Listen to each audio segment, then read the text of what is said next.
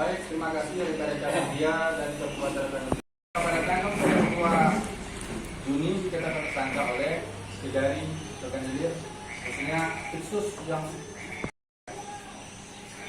surat yang masuk kepada tersangka tanggal 24 Februari 2025 perindik dari Kejari Rohil. Kami menerima kuasa pada tanggal 28 April, 2 bulan setelah di BAP.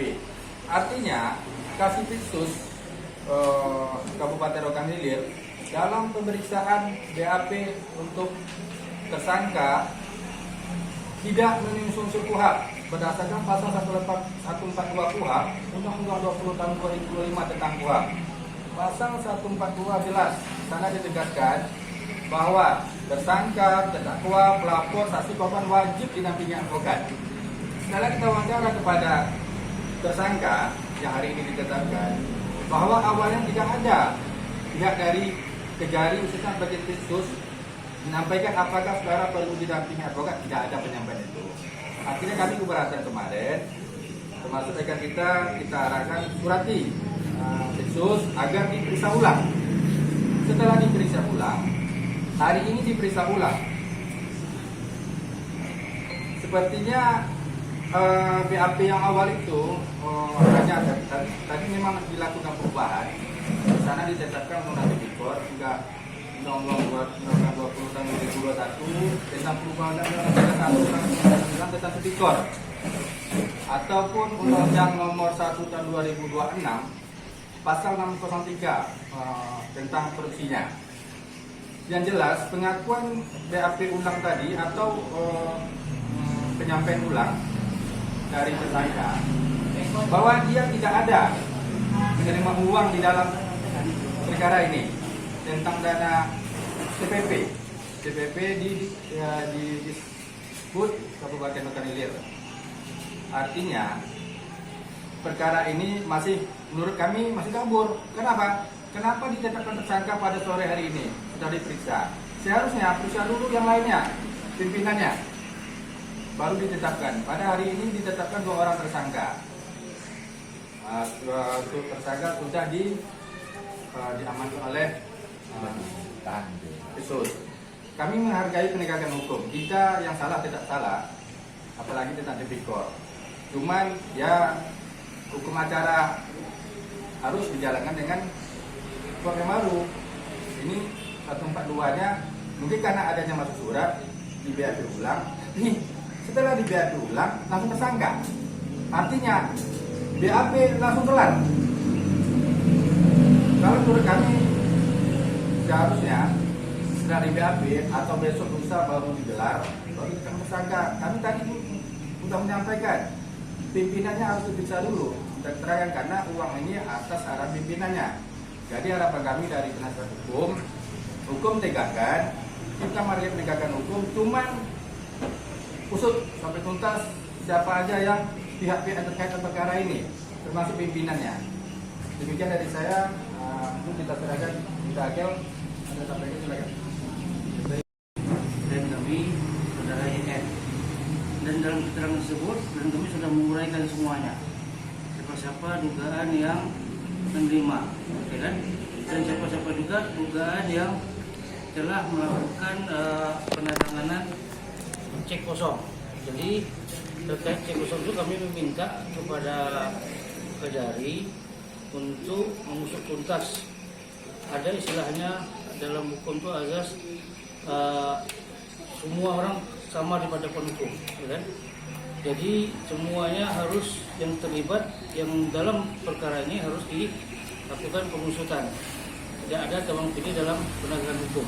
Jadi kami minta juga perkara ini dilakukan secara transparan sehingga aktor-aktor ataupun dalam semuanya bisa terungkap. Itu yang bisa kami sampaikan kepada rekan-rekan awak media. Untuk upaya kedepannya seperti apa nih Pak? Baik, kami jelas berdasarkan KUHP ada hak-haknya dari tersangka. Salah satunya upaya kami akan lakukan namanya rapid yang akan kami lakukan sesegera mungkin untuk menguji terkait pengesahan ataupun keabsahan dari penetapan tersangka yang dilakukan oleh Kajari Okan Hilir. Keterlibatan klien kita ini bisa dijelaskan lebih apa? Untuk penjelasan mungkin nanti bisa kita lihat ataupun bisa kita dengar langsung dari pihak Kajarinya. Tapi yang jelas tadi disampaikannya kepada klien kita untuk keterlibatannya sejauh ini klien kami akan menguraikan nanti di dalam fakta-fakta persidangan. Jadi biar jelas terungkap siapa semua dari aktor-aktor belakang ini. Cuman ada klien kami menyampaikan bahwa terkait adanya aliran dana yang diterimanya itu ada salah satu perintah dari juga atasan dia lah, ataupun yang mungkin menjabat sampai sekarang ini ada yang memerintahkan terkait dana yang menurut dia ada yang sempat disampaikannya di dalam BAP pertama itu yang sempat diterima. Jadi yang jelas itu PTK-nya udah diangkat termasuk klien kita. Jadi kita hargai, nanti kita akan bela di persidangan berdasarkan fakta-fakta, bukti-bukti yang ada. Karena dari pengakuan tersangka atau klien kami tadi jelas dia tidak ada mencuci uang, tidak ada, itu bahasa dia. Karena tadi dia tersumpah oleh Kasub Tipikor. Tadi di atas sumpah Al-Quran bahwa memberikan keterangan sebenarnya seperti pengadilan lah. Jadi artinya dia tidak ada apa yang dugaan yang disampaikannya itu. Waktu yang awal dia hanya menyampaikan agar perkara ini bisa selesai. Pimpinan itu aja. Baik. Kami juga mendapat tahu bahwa Pak Yudri juga dipanggil oleh inspektorat, dimintai keterangan di sana. Kenapa inspektorat tidak diberlakukan keterangannya? Kenapa lebih contoh keterangan dari pihak kejaksaan? Kita sampaikan juga sama Kasub Tipikor untuk BAK, berita acara klarifikasi dari inspektorat pada hampir 2 bulan yang lalu kita ada di sana. Tadi saya tanya juga sama Kasub, apakah surat dari inspektorat sudah masuk? Memang surat mana ini? Kami tunjukkan surat yang negatif yang dari inspektorat. Kalau mengacu dengan inspektorat, berarti ya artinya jelas ini BAP pertama yang ditetapkan di atas tersangka, BAP kedua tidak. Itu aja intinya di sini. Kalau memang pedoman memang BAP kedua sore hari ini dari jam 10 pagi sampai jam 4 sore tadi ya. Seharusnya kalau udah mendengar keterangan dari calon tersangka atau saksi, dia kan dipanggil sebagai saksi. Seharusnya setelah didengar ada perubahan keterangan, ya nggak usah digelar dulu besoknya. Memang itu hak kewenangan penyidik. Kan tersangka yang saat ini yang sudah ditetapkan tidak mungkin melarikan diri. Apa salahnya besok atau apa panggil saksi yang lain yang saksi-saksi yang disampaikan di dalam keterangan tadi. Nah, itu tidak terjadi tadi.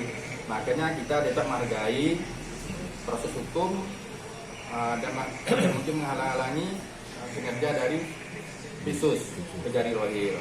Silakan kita upaya hukum nanti kita sampaikan juga tentang apa namanya yang KUHAP yang dilanggar tadi 142 KUHAP, ya kan, tanpa didampingi advokat. Setelah yang kita sampaikan tadi, makanya hari ini diperiksa langsung tersangka. Intinya kita nanti di persidangan ketika nanti apa-apa yang memberatkan, yang jelas kalau kami perhatikan dari keterangan dia tidak ada memberatkan, dia pun tidak ada menyampaikan bahwa dia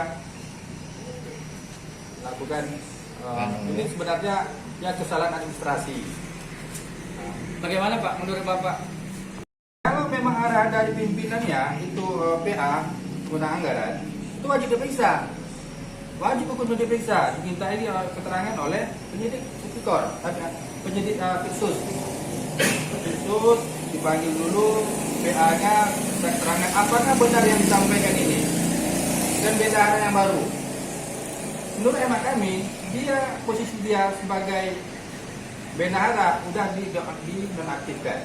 Sementara pencarian nama dia masih dibutuhkan.